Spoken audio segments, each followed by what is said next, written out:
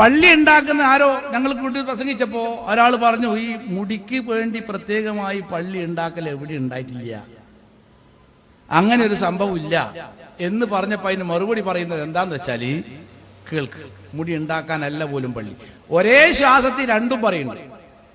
മുടിക്കല്ല പള്ളി, മുടി സംരക്ഷിക്കാനല്ല പള്ളി, നിക്കിരിക്കാനാ പള്ളി. മുടി സംരക്ഷിക്കാൻ അല്ല പള്ളി, ആ മുടി ദർശിക്കാൻ വരുന്നവർക്ക് നിസ്കരിക്കാനാണ് പള്ളി. അവിടെ വരുന്ന ആളുകൾക്ക് സൗകര്യത്തിനാണ് പള്ളി. അങ്ങനത്തെ ഒരു സ്ഥലത്ത് ഈ മുടി കൊണ്ടുപോയി സൂക്ഷിച്ചാലേ എല്ലാവർക്കും അതിന്റെ ബറക്കത്തെടുക്കാനുള്ള സൗകര്യം കിട്ടൂ. അവൻ മുടി സൂക്ഷിക്കാനാണ് പള്ളി, മുടി സൂക്ഷിക്കാനല്ല പള്ളി. മനസ്സിലായില്ലേ?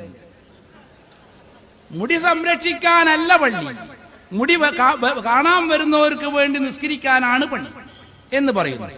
ഇനി അതും അല്ലാന്നാ തോന്നുന്നു. എന്താ വെച്ചാ പിന്നെ കുറച്ച് കഴിഞ്ഞിട്ട് മൂപ്പര് തന്നെ പറയുന്നുണ്ട് വേറെ.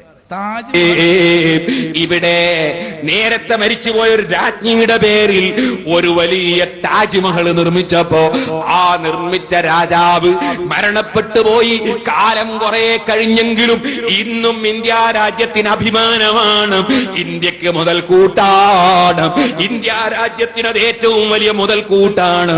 എങ്കിൽ ചോദിക്കട്ടെ, ഇന്ത്യ രാജ്യത്തിന് ഒരുപാട് വിദ്യാഭ്യാസ സ്ഥാപനങ്ങളും മറ്റും യഥാ കൊടുത്ത മഹാനായ കാന്തപുരം ഉസ്താദ് ഈ രാജ്യത്തുള്ള 10,000-കണക്കിന് ആളുകൾക്ക് തൊഴിൽ കിട്ടുകയും അവരുടെ വീട്ടിൽ അടുപ്പിൽ തീ കത്തിക്കുകയും ചെയ്യുന്നൊരു പരിപാടി അല്ലേ? ഏത് വർക്ക് നടക്കുമ്പോഴും എത്ര പാവപ്പെട്ടവർക്കാണ് തൊഴിൽ കിട്ടുക, എത്ര പാവപ്പെട്ടവർക്കാണ് തൊഴിൽ കിട്ടുക.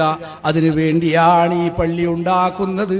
അതിന്റെ പരിസരത്ത് സഹോദരന്മാരെ ഉയർന്ന ടൗൺഷിപ്പ് ഉയർന്നു വരുന്നുണ്ട്. ആ ഉയർന്നു വരുന്ന ടൗൺഷിപ്പിൽ ഞങ്ങൾ ഇങ്ങനെ കച്ചവടം നടത്തിക്കൊണ്ടിരിക്കുന്നുണ്ട്. ഫ്ലാറ്റ് ബുക്കിംഗ് തുടങ്ങിയിട്ടുണ്ട്, വില്ലാ ബുക്കിംഗ് തുടങ്ങിയിട്ടുണ്ട്, ഷെയർ ചേർക്കാൻ വേണ്ടി തുടങ്ങിയിട്ടുണ്ട്.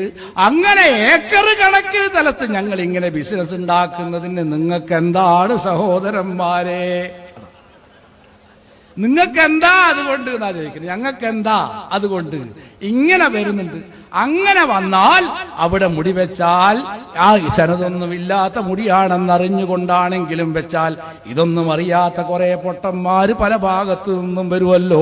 അങ്ങനെ വന്നാൽ ഇതൊരു ടൂറിസ്റ്റ് കേന്ദ്രമായി പ്രചരിപ്പിക്കാൻ ഞങ്ങൾക്ക് യാതൊരു പണിയുമില്ലല്ലോ.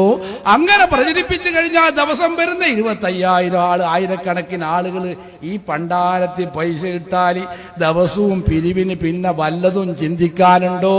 വരുമാനം അങ്ങനെ ഉണ്ടാകല്ലേ.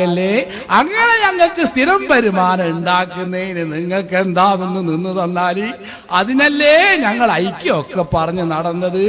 ഈ വെള്ളം നിങ്ങളെ കൊണ്ട് വിപ്പിക്കാനല്ലേ ഞങ്ങൾ ശ്രമിച്ചത്. അത് നടക്കാത്ത